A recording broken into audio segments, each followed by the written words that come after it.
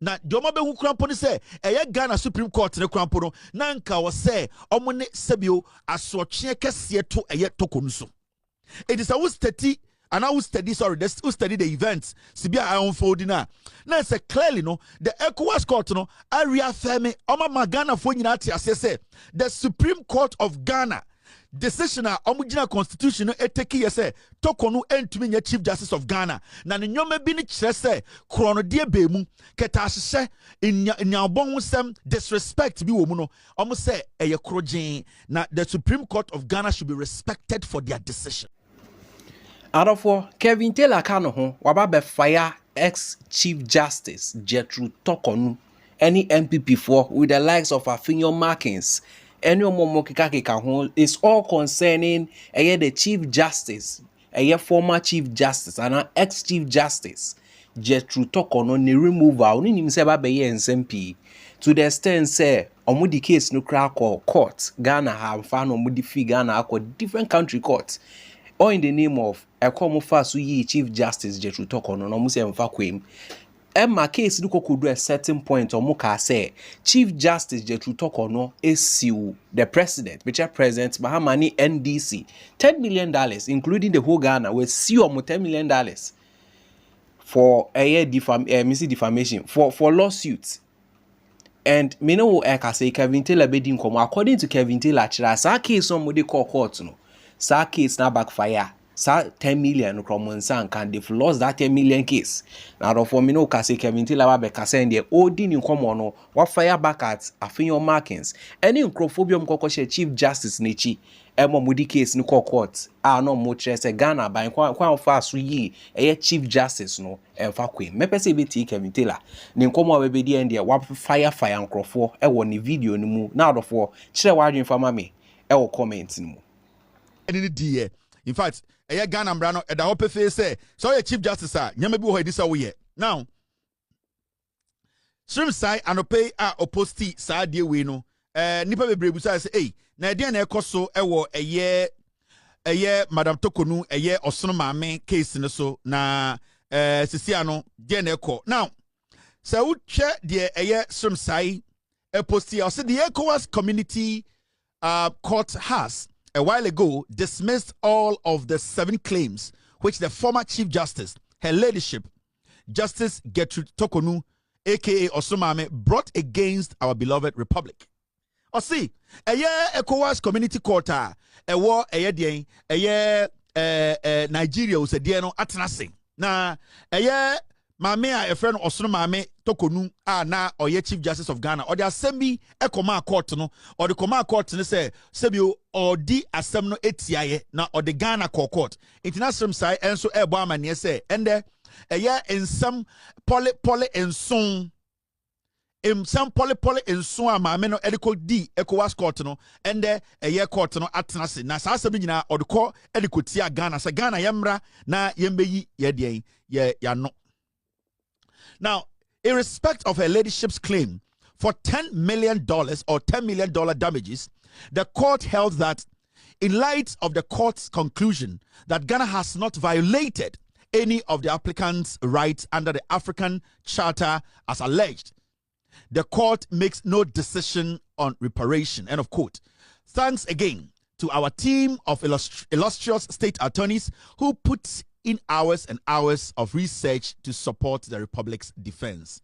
Into the Deputy Attorney General and the Obetro Bibi Ewo the Facebook actually say, Madam Tokornu or the Ghana Echo ECOWAS court to say, Sebio in Sembeye poly in song Ninina say or say Ghana Sebio the fan with ye the rights ya tietia so ye gun wufi Sebio ya shena say ekana say ama sebio ye gun ho fin asɛ ne to no ɔde kɔgyina court sɛ court entie sansɛm so no na ɔmfa enye den emua entia Ghana na ne nsɛm so no de tarto no na ɔse court ECOWAS court no enje Ghana for insem $10 million na ebia wo $10 million da $10 million o de ba Ghana schema et se articulate anko 50 a yakɔhwie sika de gu menhia anko ho a yɛsɛ otumfo nkoda hotel every say ne dem no so ebe kɔ ho sana $10 million so wo sesa 50 Ghana 50 10 Ghana etie na maame ne say yen tam saa sika ni nyina fama no efi say o se ye ne Ghana ye bu ne nimtia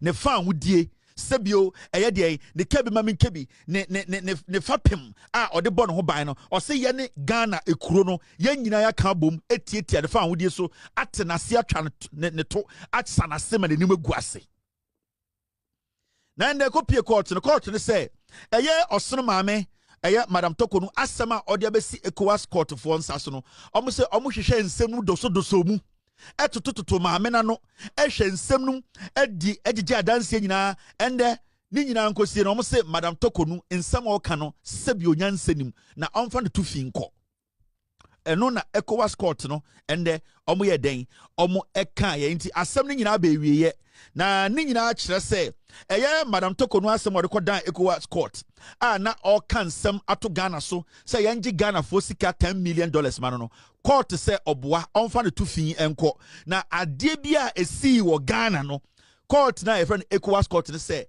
omugitum na mamenka bibi nchiro na Madam Tokornu eye Chief Justice Ghana mra enini diye sebio eye constitution ebe find ne say nyoma bi oyeye no sebio na entwa kwam na emfa kwam obu mra bebre so as a Chief Justice no constitution no ye bie mu no de kan ya ye didi no na Madam Tokornu ne MPP for especially afejo makina one maame we bokosua tafri bom anadwo no sebio na omonam Ghana ka kire Ghana say eye Ghana Supreme Court ne eye osono maame Tokornu endi ne ye ni nyina ne say na omo say senior assembly ye kan wo ye Ghana Supreme Court no omo de no mo hu ni say Ghana Supreme Court no omo bu assembly tia maame no na enye enwura kwan so na eye assembly omo bu ntanchia sebio omo bu assembly no sebio abra omo anhwehwe mu ankosi enti time eye osono maame Tokornu ka say okọ ECOWAS court no MPP led by eye afenjoma kan odibo kosua tafra na dwubia no afenjoma kan mu beka kire Ghana for say ampa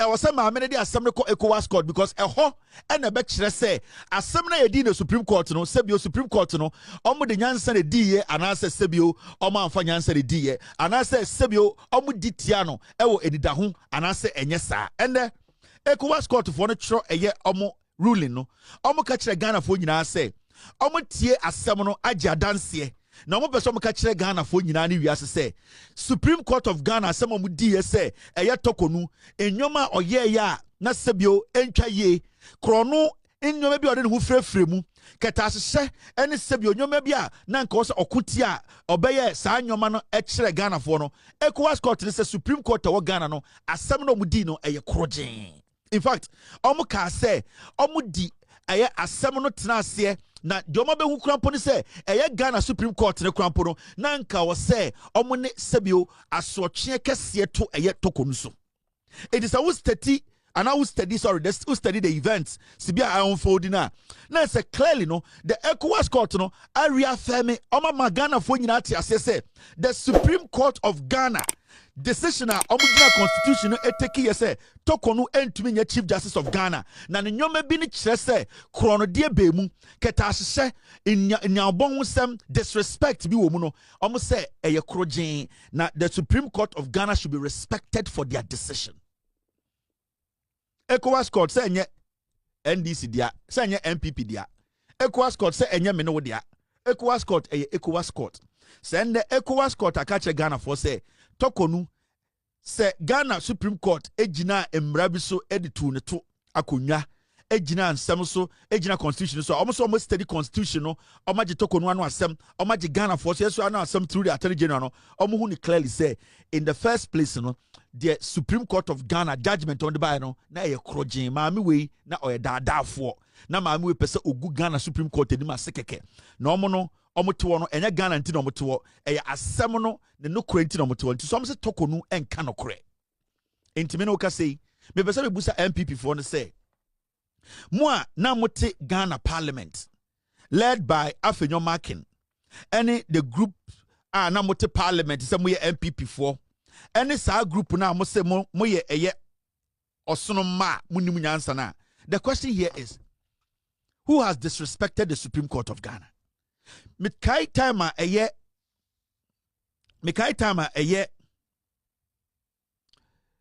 Tokornu ka say oko ECOWAS court the disrespect MPP for led by Afenyomakin in parliament, almost disrespecting the Supreme Court. Now me who be that. At a point, they made it look like, say, your Supreme Court in Ghana, no, Sebio, with all due respect, the NPP made it look like they were a bunch of liars, criminals at the Supreme Court. But the Supreme Court, in fact, Tokornu where some started, you know, the Tokornu went through the process. Emma Obia distracted Tokornu. Tokornu days are not prepared to meet the committee. She was given enough days. Tokornu, whatever Tokornu asked for, Tokornu was given. The day at Tokornu Castle or ECOWAS Court, the MPP as a political party came out indirectly to disregard, denigrate, disrespect the highest court of the land. All because na Tokornu a juma for them. All because na Afenyomakin to me Tokornu Supreme Court in less than 5 hours. Now we need judgment. All because Tokornu, when she was brought in, her agenda was to make sure the executive na Otafri Kufuado to make sure Nanado Dankwe Kufuado never respected the constitution, never respected parliament. We saw how Tokornu, time and Chief Justice Afenyomakin led MPP disrespected the constitution of the republic, disrespected the parliament which made them humans today. And we can all take a step back and go look in some MPP for Kaye, in some Afenyomakin mo Kaye, that disrespect the disrespected the current Chief Justice, how they indirectly insulted the current Chief Justice, led by Afenyomakin. They sat in parliament, they left parliament, went on radio and TV stations, maligned the current Chief Justice, Mr. Bonny. They disrespected, insulted him indirectly. All because na Osono Maamia de Tokornu or Tafri Afenyomakin Tafri Netono, she was being subjected to the law because na Emran na enini. So today I want to ask more MPP for na mudidi the Supreme Court of Ghana temno. You, the MPP, as a political party now, you decided to disrespect the Supreme Court and disrespect the current Chief Justice. No, I'm asking you, are you people one day going to go to the Supreme Court to seek for their wisdom, to seek for judgment on any matter, any political matter?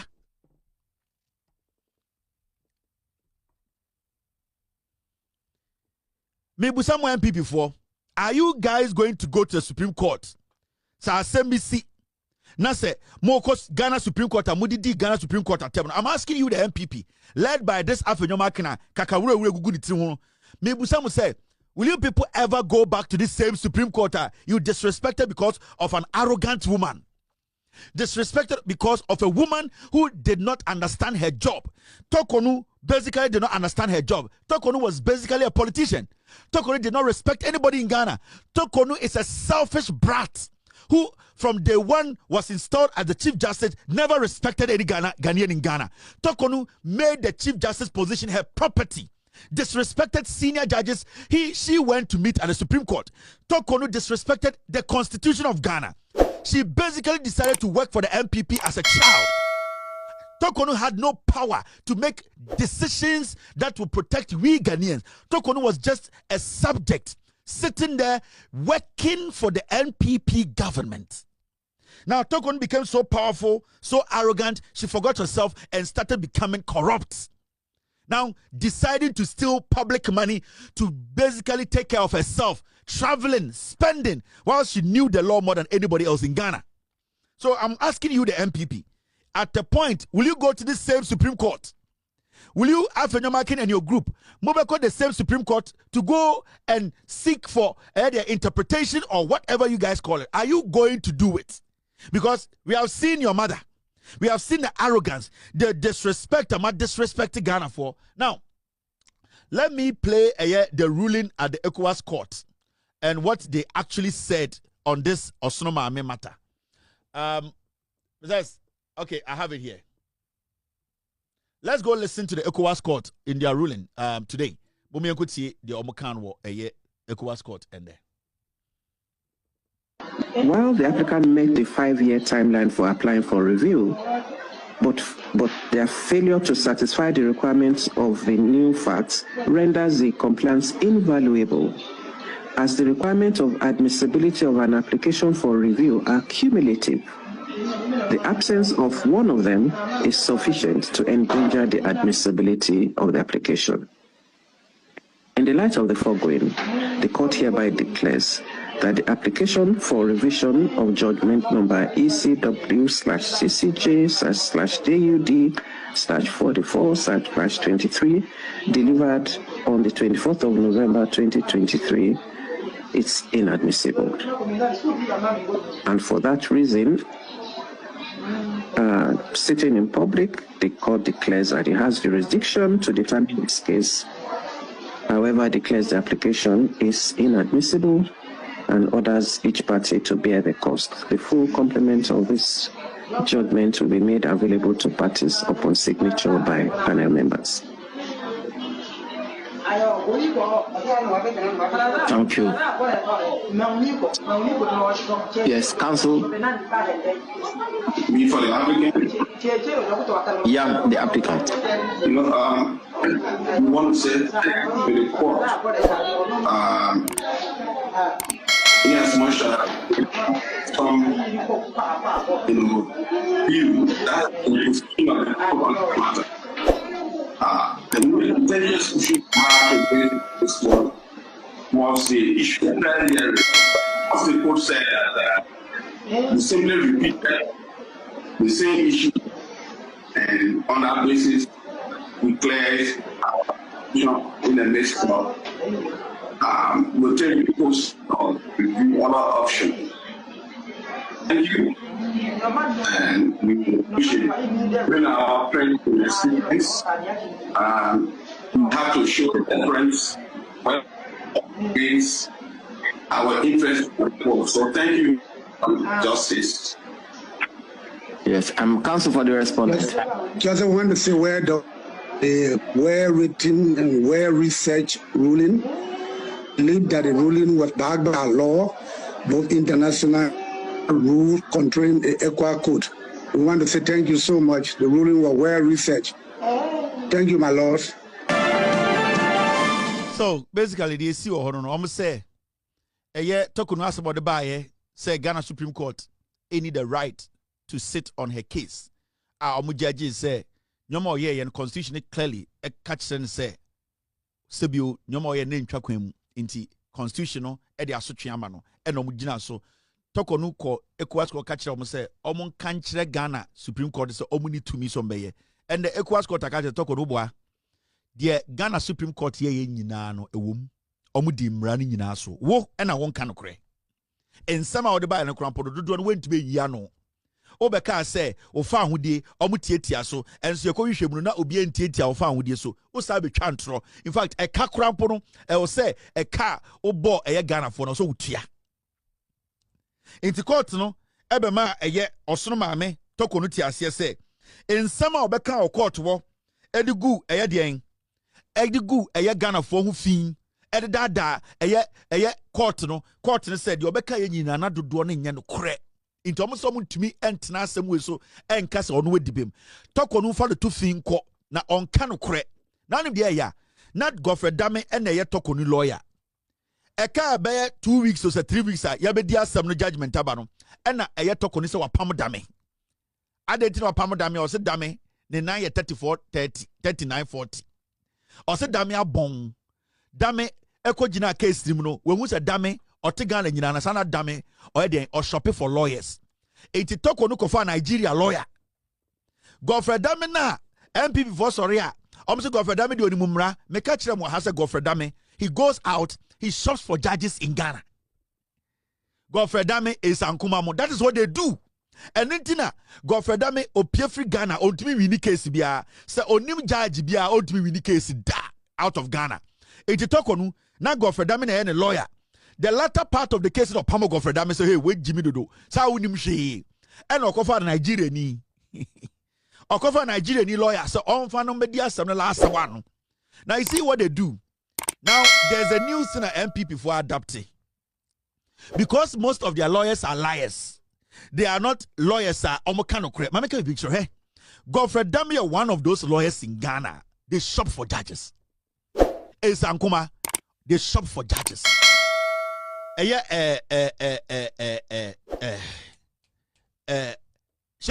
crampo the womb.